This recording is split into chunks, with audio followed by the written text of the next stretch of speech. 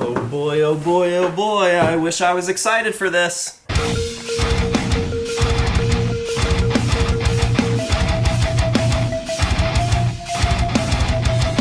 What is going on, ladies and gentlemen? AJ Good here at the House of Masks, where we unbox and review cool stuff almost every single day, except for probably today. We are going to be unboxing and reviewing, but I've got low hopes. But before we get on into today's highly anticipated package, let's talk about the sponsor of today's video, Tyler Isom Tattoos. That's right, Tyler Isom Tattoos. With such hits like,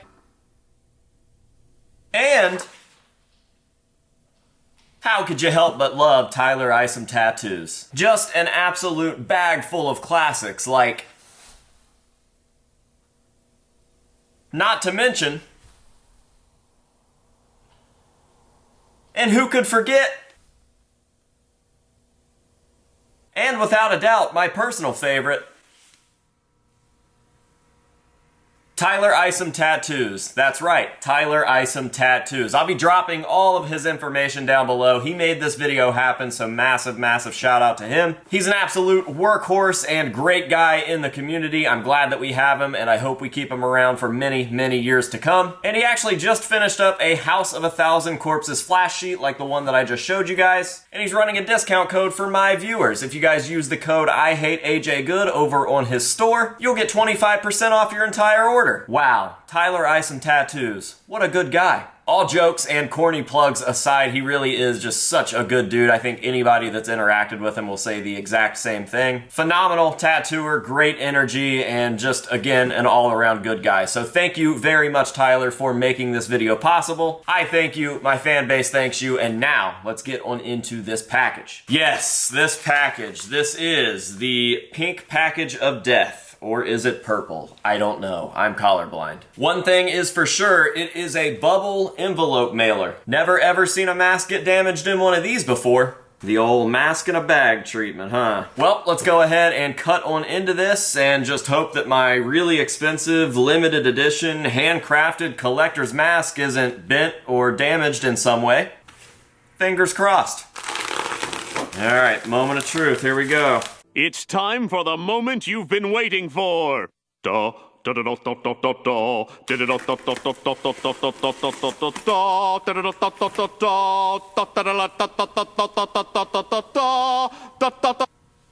good at least. Alright guys, so what we have here is obviously the Maggot Mask V2, the second Maggot mask ever, because for some reason, we needed another Maggot mask. I gotta calm down and just let you guys know that the jokes that I'm making in this video aren't serious. They are jokes, okay? I'm not mad that this thing exists. I'm not mad that it's a Maggot mask. I just have a sense of humor. All right, let's check it out. I'm gonna turn it towards myself for the first look. It is obviously folded in a weird manner, so it's bent out of shape. I think that I can get it back into shape pretty easily. I think just honestly a couple days on a mannequin head will get this thing back to normal. But for the price that we're paying for these, I think over $120, you should be getting these things in a box with some stuffing in there to keep them nice and safe and not folded flat and machine pressed because of this. All right, I mean, what do we say about it, you know? I've got to say, my copy looks better than some of the other copies I've seen posted so far. I mean, this one just looks like a horse and shit. Fuck you, you the horse, motherfucker. Fucking horses and shit.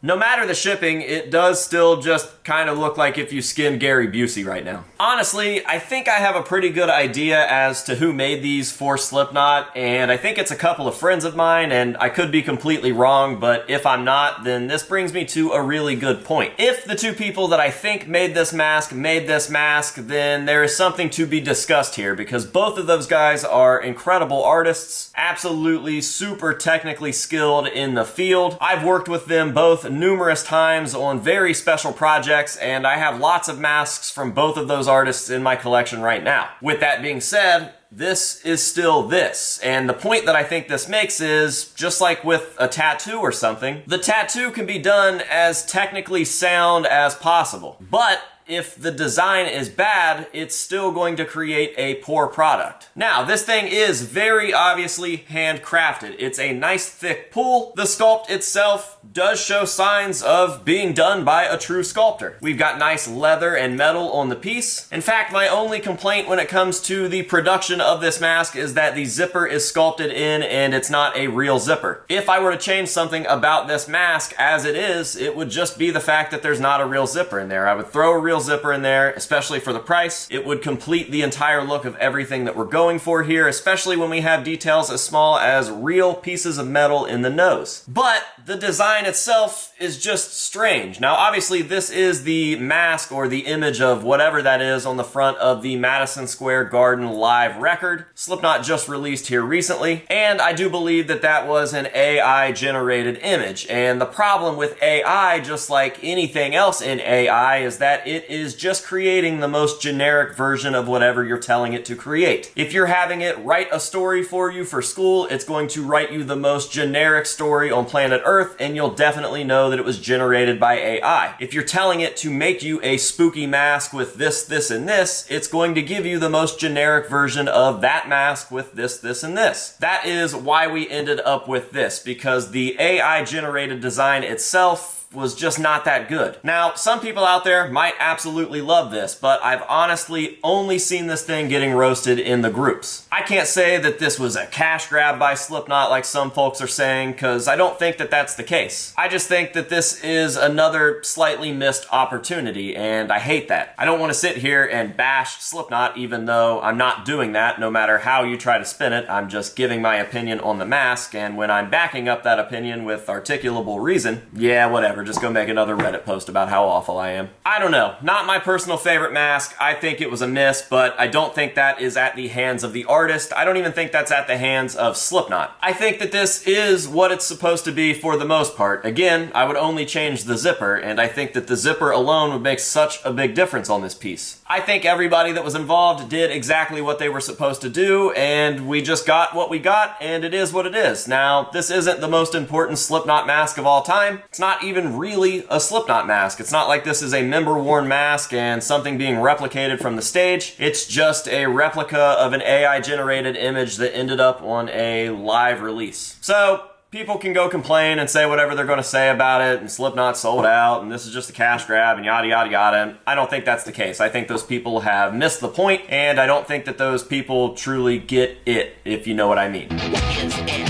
Overall, it's a quality mask. It's a thick pour, everything on it looks good. I see no cracking, no chipping, and that's even with it being shipped poorly. Everything on this looks pretty heavy duty, and all in all, I'm glad to have it in my collection. Is it worth $120?